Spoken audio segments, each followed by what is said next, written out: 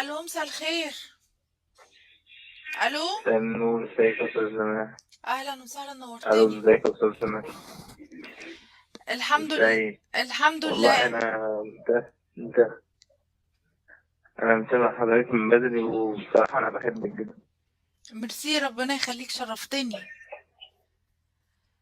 الحلقة مذاعة، موافق بالإذاعة؟ تمام، مفيش مشكله. اوكي. هي المشكله ان انا قاعد اهو من انا عمري 12 سنه. أم، الموضوع كله في موضوع ممارسه العاده.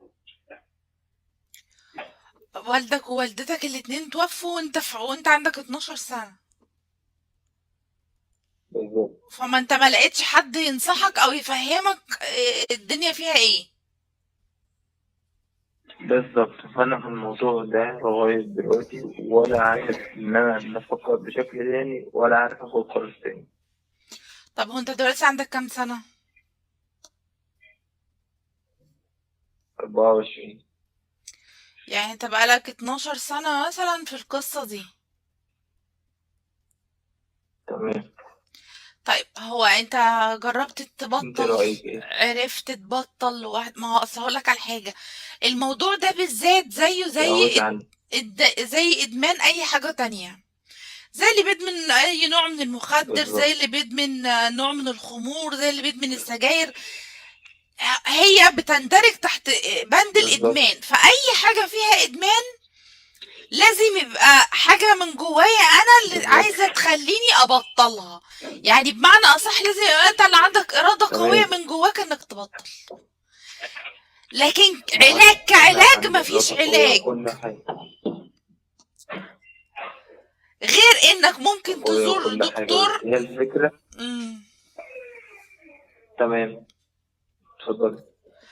غير إنك ممكن تزور معاك، دكتور بما اتفضل. إنك يعني في السن ده، والشهوة فعلا بتبقى زايدة شوية، فممكن تروح لدكتور يديلك علاج بس يقلل حوار الشهوة. لكن ان انت تبطل ممارسة العادة ده لازم يكون نابع من جواك، وان انت يبقى عندك ارادة قوية ان انت هتبطل.